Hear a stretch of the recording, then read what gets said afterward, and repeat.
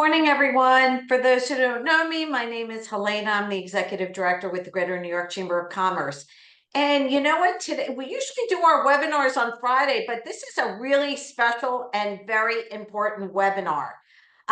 It's the new federal filing requirement. It's beneficial ownership information presentation. We are very honored and appreciative to have the Office of Terrorism and Financial Intelligence, the U.S. Department of Treasury. What a mouthful. Very official today. And we have Channing here, who is going to be doing the presentation. We have a chat going on. Put your information in the chat. We will do a Q&A afterwards. This will be recorded on Chamber TV. This is a very, very important presentation because it is a requirement.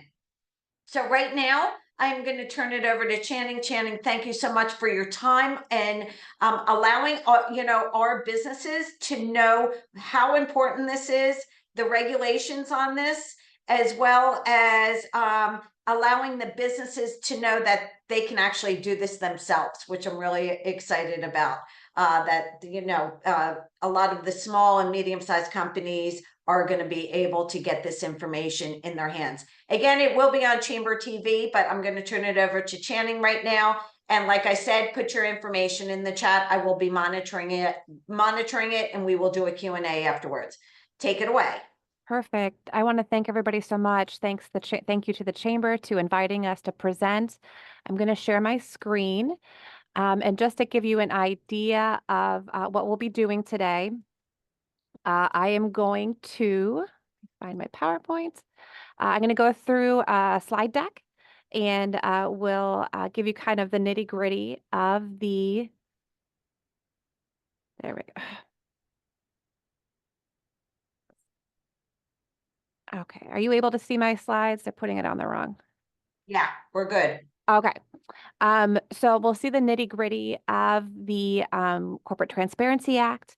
I'll take a little bit of time to go to our website and walk you through briefly our resources as well as how to file the report. And then with the remaining time, we could do a Q&A.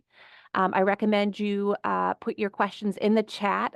I can't answer them while I'm presenting because I'm going to just get distracted, but I am all for it. We'll do it afterwards. So we're just going to have you do the presentation and then we'll do a Q&A afterwards because they might stop in the middle and you'll be answering it anyways. Exactly. Perfect. Okay. So I'm just going to kick it off. So again, I'm Channing Mavrelis. I am a guidance and outreach advisor with the Financial Crimes Enforcement Network. We're a bureau of the Department of the Treasury. This is a new requirement and we definitely want to ease your anxiety about how to comply with this. With that, I'm going to kind of go through the basics here. Who needs to report, what information you need to report, when you need to do so, how you do so, and if you have any updates or corrections to make, how to do that. And then I think something that's maybe at the forefront for a lot of people is how we're handling enforcement of this. Okay. So what's the Corporate Transparency Act? This was a bipartisan law that was passed in 2021 by Congress. The U.S. is the largest financial system in the world, and it probably comes as no surprise that criminals have long used our financial system to launder enormous sums of money. One of the ways that has been used to do so is anonymous companies, which are exactly what they sound like. These companies are things like LLCs and corporations where the ultimate beneficial owner, that person who ultimately owns or controls the company, is unknown. So I'm talking about company A owning company B, owning company C. And it's really difficult for law enforcement, for other agencies of the government to be able to know who is acting behind there. And if you can't have transparency, you can't have accountability. And so anonymous companies, it's really important not just for the financial crime aspect of it, but they destabilize our local economies. They hurt fair competition among law-abiding businesses. And so for these reasons, the CTA is looking to address this by requiring companies to report their beneficial ownership to us. That again is those individuals who ultimately own or control the companies. Okay, so this law went to an effect January 1st of this year. So many companies will have to report this information to us. You're gonna hear me repeat this over and over again. We have a whole ton of resources on our website, fincen.gov/BOI. We have a small entity compliance guide, which I'm going to touch on right now. We also have a frequently asked questions section that gets updated very frequently in terms of taking questions that we get from events like these, that we get through our contact center. We're always trying to update to provide responses to those questions that we're seeing the most from those businesses out there. We also have the contact center that I mentioned, and we have a video. We have a lot of resources, and I'll flag too that these resources, the compliance guide as well as the FAQs, come in about 12 different languages. Okay, so what are we going to do today? As I mentioned, pretty much this is going to play out just like our small entity compliance guide. So, does my company have to report? If I do, who's a beneficial owner of my company? Do I have to report a company applicant? And also, what is a company applicant? What information do I need to report about my company as well as a beneficial owner or company applicants? When and how should I file this report? And then what if there are changes or inaccuracies to report? Okay, so I think the big question that was on everybody's mind is, do I need to report? So we talk about what are known as reporting companies. So those companies that need to report are called reporting companies. And a reporting company is a corporation, a limited liability company or LLC, or any other business or entity that was created by filing a document with a Secretary of State or similar office. Now, I'm just focusing here on domestic reporting companies, and that's what I'm going to talk about mostly for this presentation. But please also keep in mind, there are foreign reporting companies. So those are corporations or LLCs, any entity that was created in another jurisdiction and then that filed a document with a Secretary of State or similar office to register to do business in the United States. But the focus here is going to be on domestic reporting companies because I'm pretty sure that's what most of you guys are. So, like I said, that bottom threshold is, was your business, was your company created by filing a document with a Secretary of State or similar office? Non-reporting companies, very frequently things like sole proprietorships and certain trusts.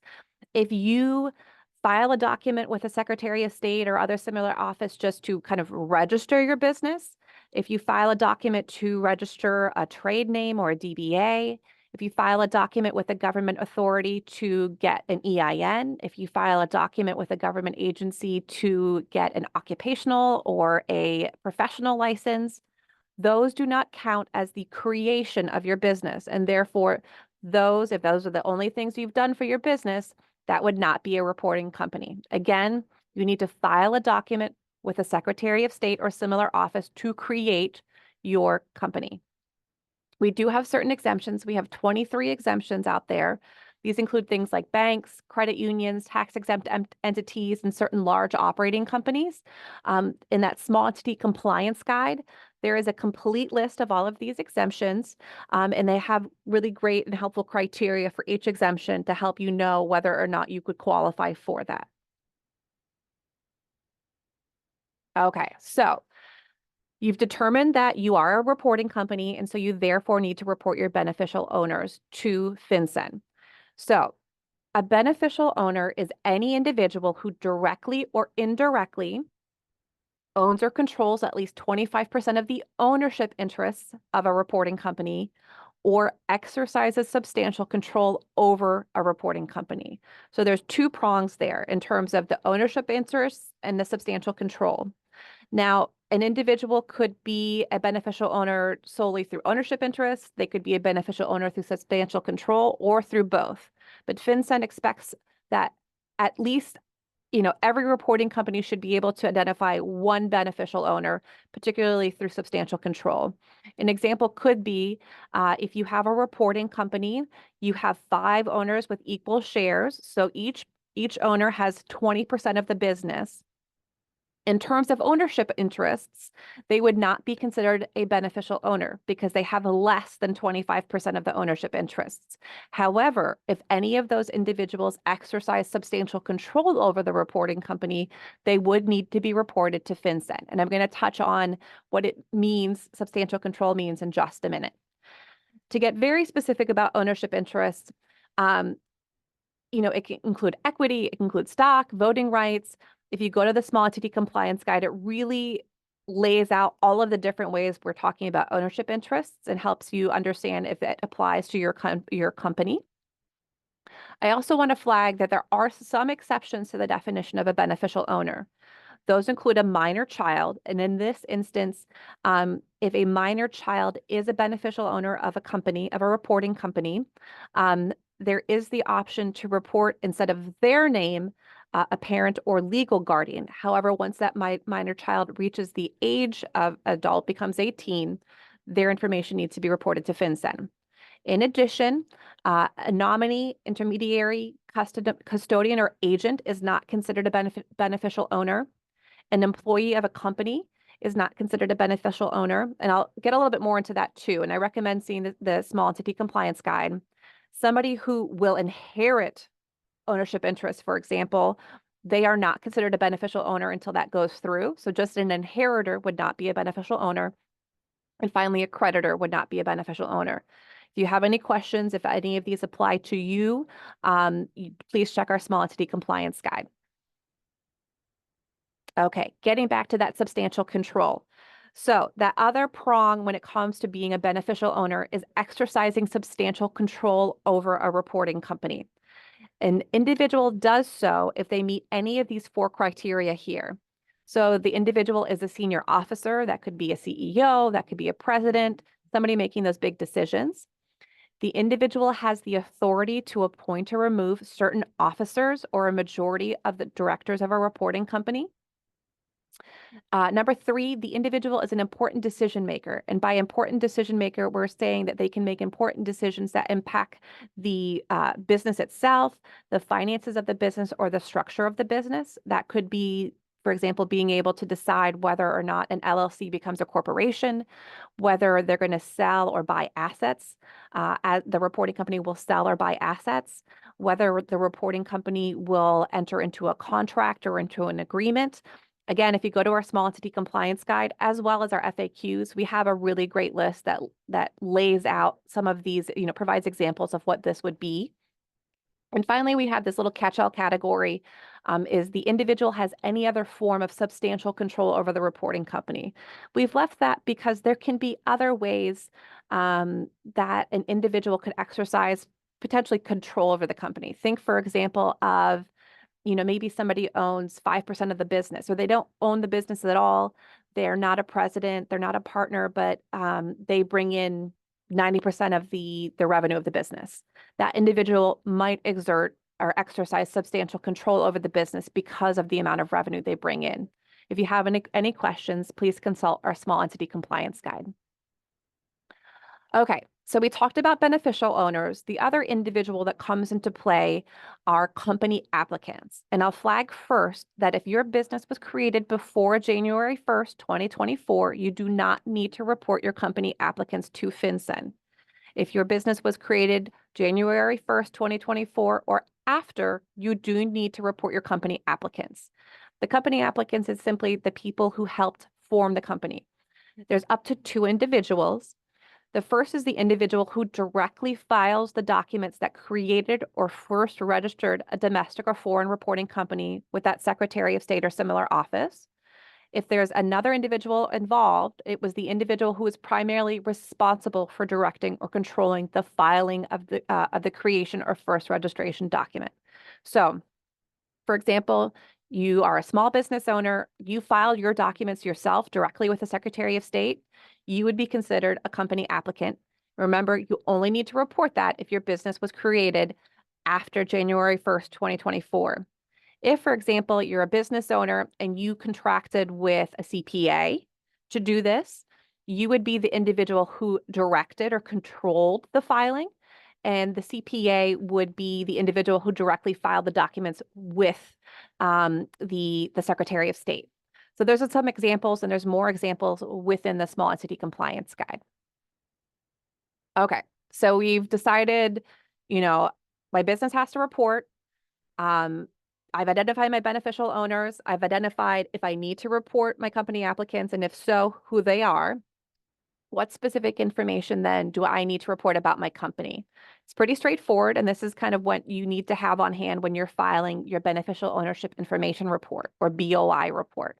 You need to have the legal name of the business, any trade name or DBAs, and you're going to enter each one of them, the complete U.S. address. So this needs to be a street address, the principal physical location where you conduct business. It cannot be a PO box.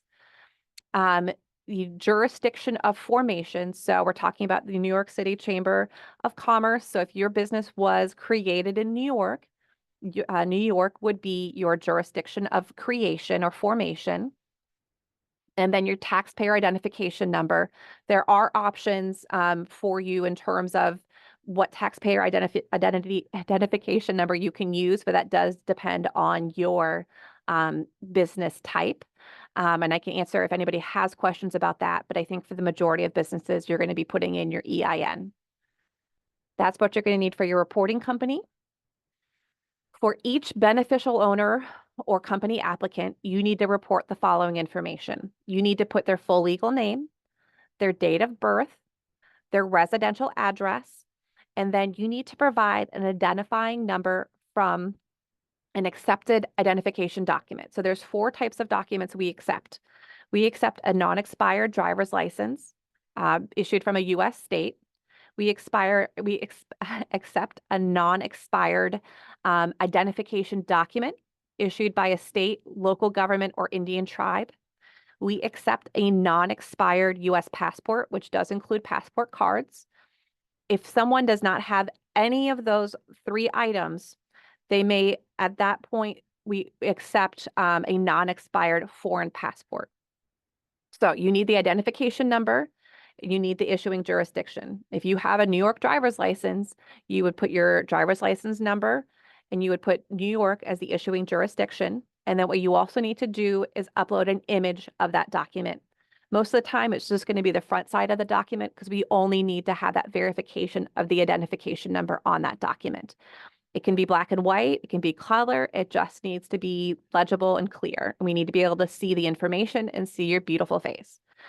One note on address, if you're reporting a company applicant and they acted as part of their line of work to file your registration or creation document, so let's say it's that CPA, maybe you work with a corporate formation service, that individual can report their business address. They do not need to provide a residential address. However, for beneficial owners, you do need to provide a residential address. Okay, now something that's optional for both companies as well as for individuals is what's known as a FinCEN identifier. This is a unique identifying number that FinCEN will issue to either an individual or a reporting company after they provide that required information directly to FinCEN. So for an individual, for example, and I'll show you where you can do this when I walk you through the website, you're going to provide that information, your name, your date of birth, your address, and then that ID number and image. You'll provide that directly to FinCEN, and we will issue you a FinCEN identifier. That would be used then instead of if you're filling out a beneficial ownership information report, you would put your FinCEN identifier number there instead of providing all that information. For example, you have 3 beneficial owners of a company, and one of them does not feel comfortable providing their information to you or to the reporting company to report then on to FinCEN.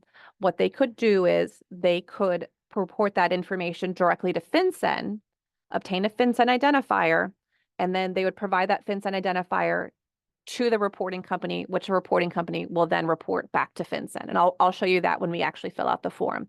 I'm not going to touch on reporting companies. It is possible to obtain a FinCEN identifier for reporting companies, but that's only in certain circumstances that you can use them. If you have questions, please check our FAQs or the Small Entity Compliance Guide. Okay, So when and how should my company file its initial report? For businesses that were created before January 1st, 2024, you have until January 1st, 2025 to file your initial beneficial ownership information report. So you have until the end of this year to file your initial report. For any companies that were created in 2024, so between January 1st, 2024 and January 1st, 2025, you have 90 calendar days from your date of date of actual or public notice. And what that means is when you were actually notified by, for example, the Secretary of State that your business creation or registration was in effect.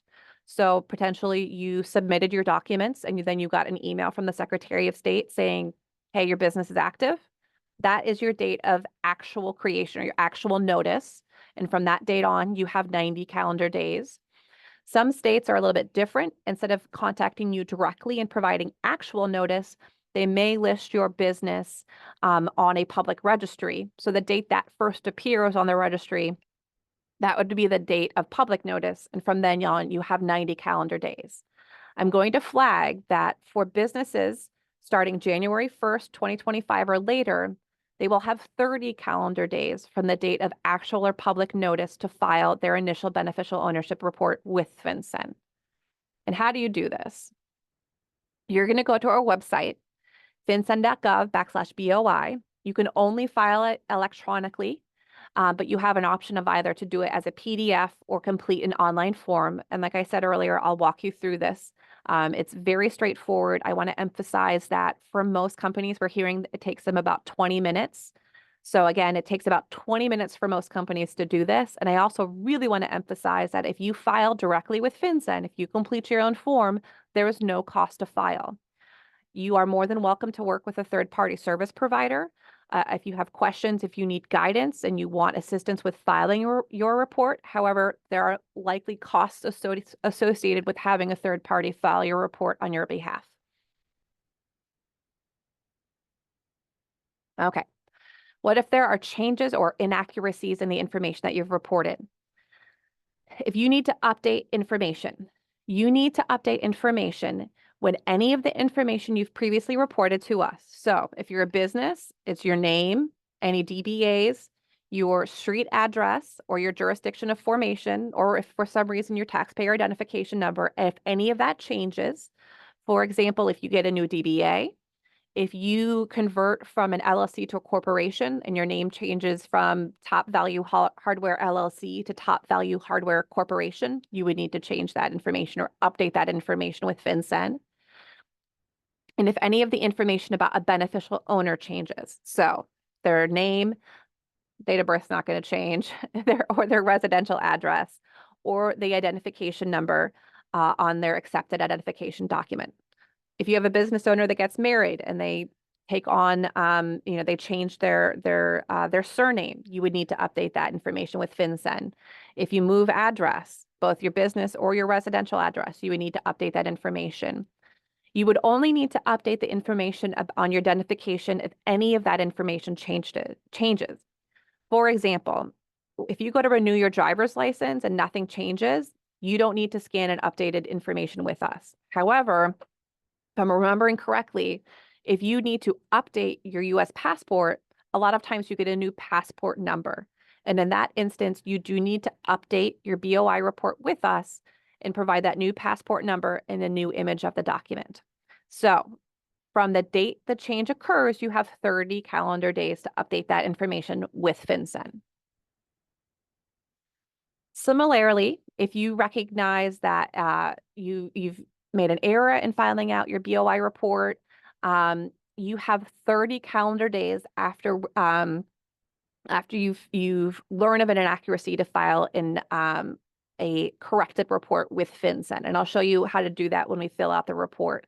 This, for example, I saw somebody this morning contact and said, hey, my client filled it out. They put their social security number instead of their EIN number. What do I need to do? This is exactly it. Once you know you have an accuracy in your report, you have 30 calendar days to go in and correct that information with FinCEN. Okay. I think this question is really timely because we get a lot of comments about this. I know there's a lot of information out there that is either wrong or exaggerated. We know, FinCEN knows this is a new regulation and that a lot of businesses are learning about that. And we're working hard to ensure that reporting companies are aware of their obligations to to report and update this information with FinCEN. If you make a mistake, if you have an error, an omission, if you correct it within 90 days of the deadline for the original report, you can avoid being penalized. I want to heavily emphasize that FinCEN is focused on willful violations of the law. This means things like you willfully choosing not to report, you willfully providing false information, somebody willfully preventing a reporting company from filing their BOI report. Like I said, we know this is a new regulation and we don't want reporting companies that are making a good faith effort to comply with this regulation to lose sleep at night. This is not a gotcha exercise. This is not us scanning the document to say, hey, they say they're on First Street, but it's actually First Avenue. We're looking for willful violations of the law. That said, if willful violations occur, you can face civil or criminal penalties if you disregard your reporting obligations. But again, we're focused on willful violations of the law. This is not a gotcha exercise.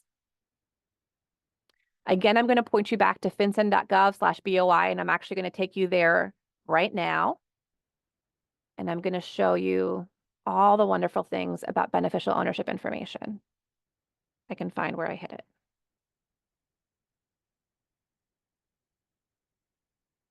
Okay.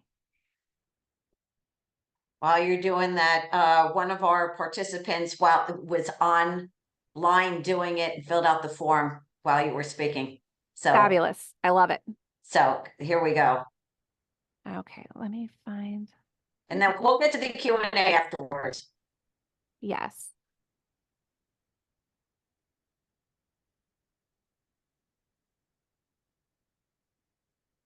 All right, guys, let me open a new tab. It's not seeing my screen.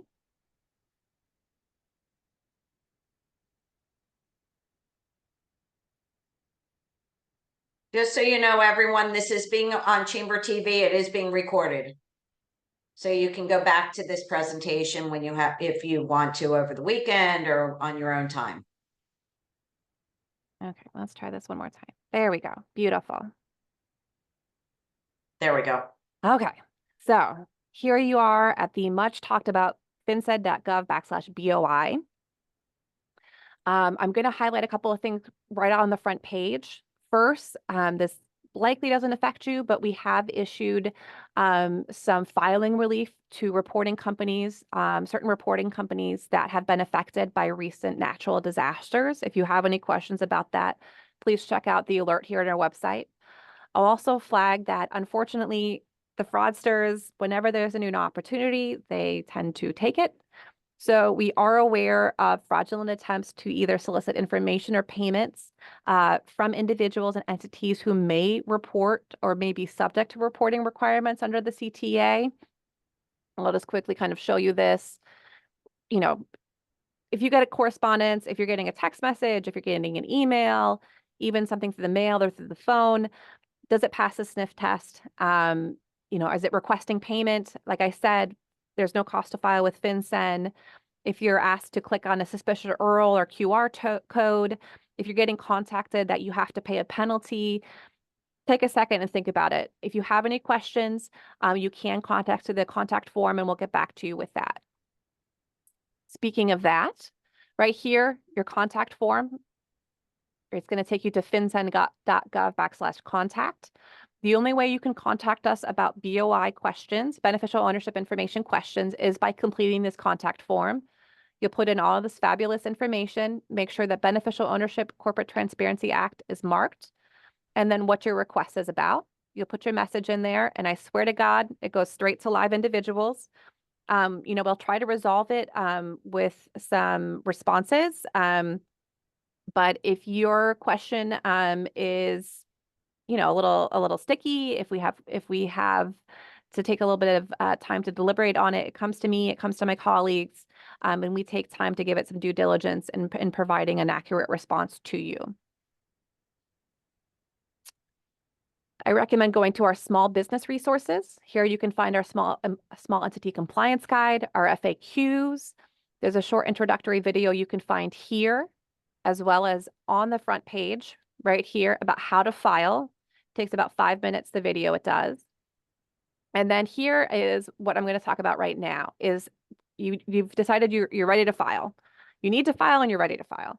Right here, you would click if you want to create your own FinCEN ID. This would be for an individual. You do need to have a login.gov account to do so, and each FinCEN ID is attached to a specific login.gov account. So please keep that in mind. I'm going to focus here on actually filing the BOI report. So you're going to click on File the BOI. You're going to click right here on Get Started to file a BOI report or BOIR or BOR. So you have the option to do it via PDF. You would download the PDF, you would prepare it, and then you would submit it. You'd upload it back into the system. What we're finding most people are doing is just completing the form online. So this is what the form looks like. You would click your initial report for your initial report. If you have to correct or update that report, if for some reason you become exempt, so if you previously were an LLC and apply for a tax exemption and you qualify for a tax exempt entity exemption, you would then report that information to us. I'm going to say we're filing an initial report. Here is if you are a reporting company and you would like to receive a FinCEN identifier, this is where you would request to receive that. You're going to put in your company's legal name, any DBAs you have. You'd list one here. If you have more, you would just keep clicking Add Alternate.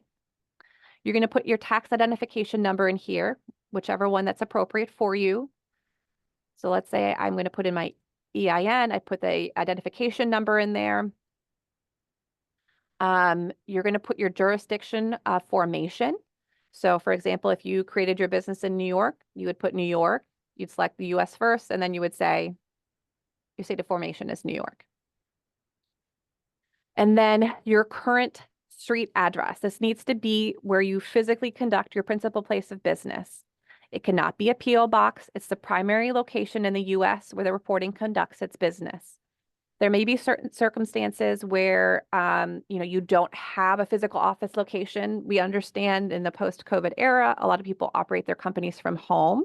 That's totally fine. If your principal place of business where you conduct your business is from your home, you would put your home address there. If there's other instances, we do have some FAQ guidance on those companies that maybe have multiple locations or they actually don't have a physical location. But this is all the information you would need. Once you complete that, you'll go over to the company applicant section.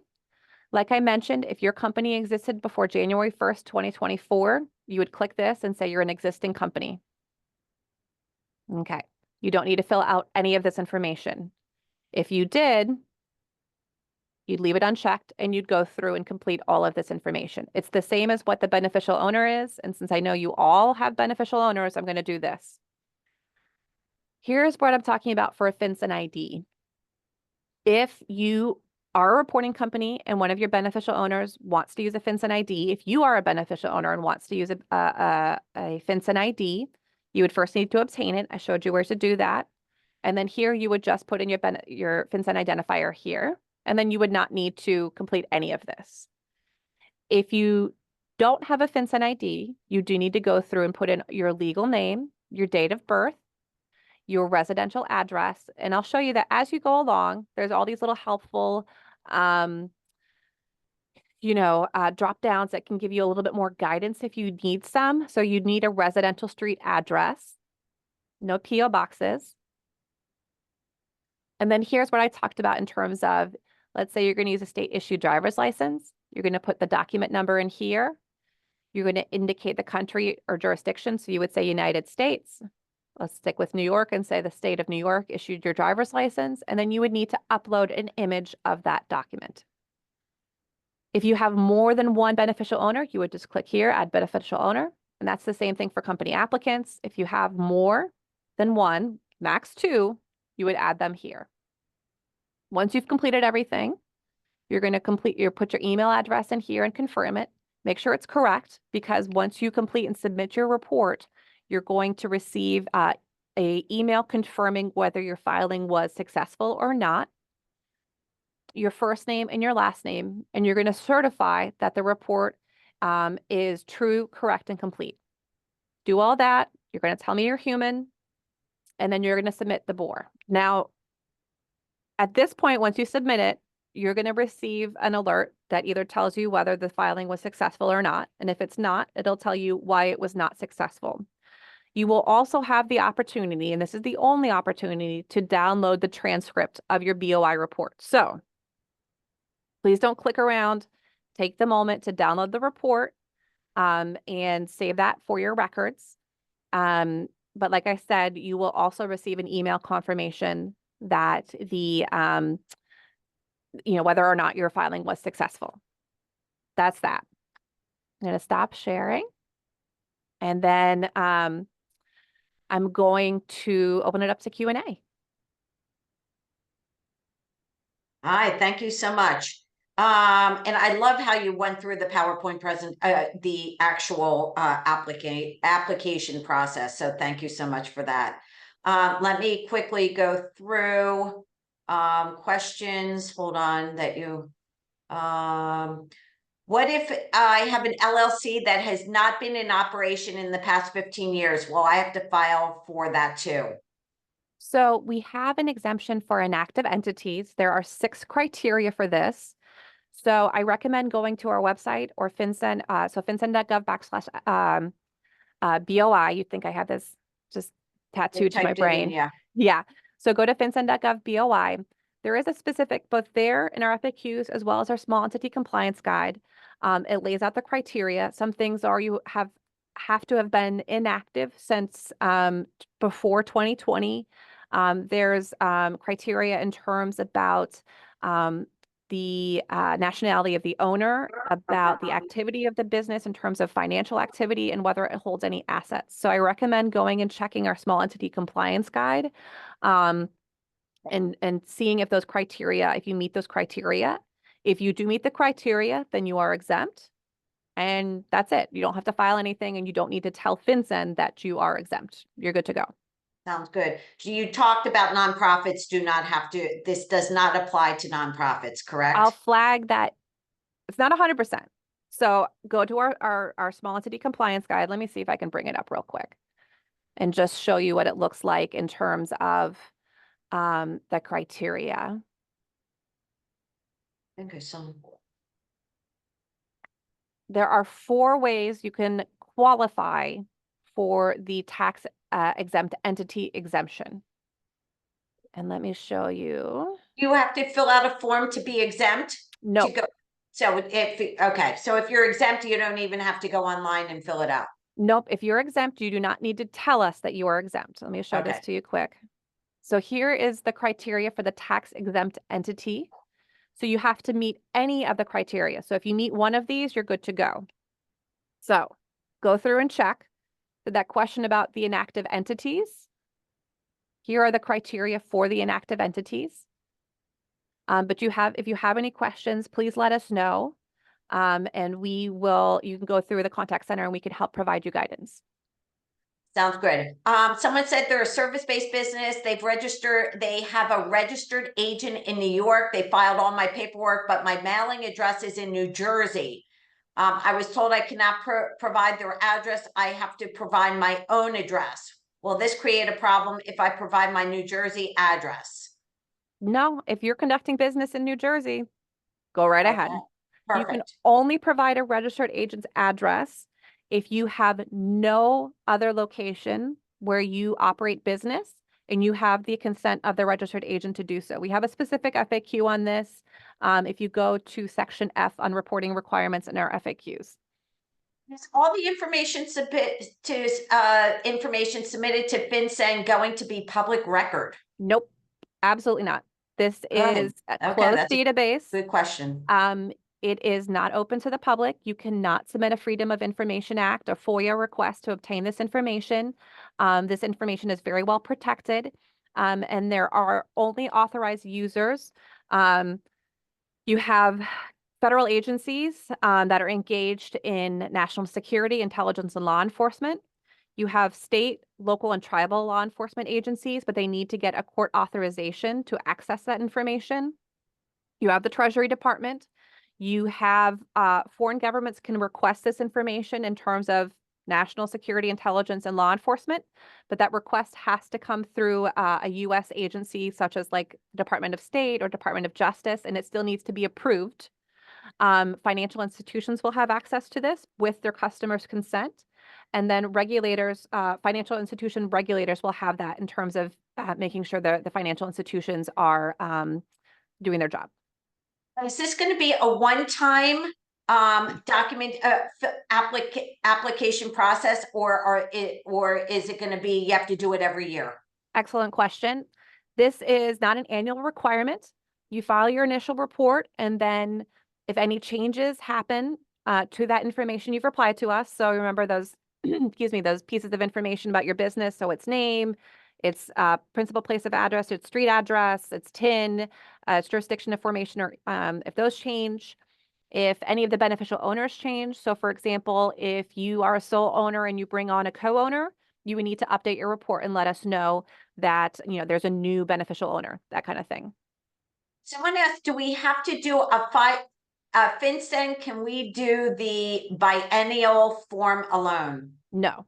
Okay. This report is strictly for FinCEN. You might have obligations with another government agency to file a report. Financial institutions, they are required to collect beneficial ownership information as part of their customer due diligence requirements. However, that's a separate requirement. So if you do not, excuse me, if you provide your information to another government agency, state, local, federal, if you provide your information to a financial institution, that does not satisfy the requirement to report to FinCEN. You still need to report to FinCEN. Tell us how much time we have, because there's great questions and I appreciate your time. What if you already registered BOI with a third party and want to manage updating manually the following year and not continue with third party? How would you advise that transition? So, I mean, you would just go in, you can do it yourself. You would just need all that information. You would go in like you saw the form and you would just say, this is an updated report, and update the information, and that's it. You would put your information there as in terms of getting the confirmation. Sounds good. What happens if you operate from home, but use a registered agent? If you conduct your business, if your business is primary location, if you're operating from your home, you're going to put your home address, the street address, as your business's street address. That's totally fine. You just can't do PO boxes. And like I said, for a registered agent, you can only do that if you have no other location where you're conducting business in the United States. I think we did everything. I think we covered. I think we covered all the questions. That's a duplicate. I'm not gonna. Any other questions? You can find this recording at Chamber TV. It will be on this afternoon. I just have to download it. Can you use a VA card as ID? So the purpose of the card has to be for identification. So it can't be in terms of having another purpose. So to give you an example, like a identification card issued from a Department of Corrections, that's for currently or recently incarcerated individuals, that can be used as an identification document. Something like a birth certificate or a library card, the intent of this is either to prove a birth or to gain access to government services. So those could not be used. It's not an identification document. Those documents have other purpose. I'm not familiar with VA cards, so I can't say yes or no either way. But the purpose of the document has to be to identify you in terms of just identification. Perfect. Thank you. I appreciate this presentation. We thank you for your time. If you have any questions, and you're filling out the form and you want an expertise or whatever, reach out to the chamber, reach out to me, and I can help you find someone to help you with this. But it seems like it's pretty self-explanatory online. We put the website in the chat. If you have any questions, feel free to go back to this presentation. Again, it's going to be on Chamber TV this afternoon. Channing, thank you so much for this great information. It was very informative, and we so appreciate your time. If you need anything from the Greater New York Chamber, we represent 30,000 different business and civic leaders. I'm going to do an overview on this on our Chamber News. So this will be coincide with the video on Chamber TV. No, it's my pleasure. We definitely want to connect with you guys, make sure everybody's aware of the requirement and help ease anxieties, answer questions. And please reach out, like I said, to the contact center if you need additional guidance from us. Perfect. Thank you so much again. Enjoy. Thank Bye, you. Bye. everyone.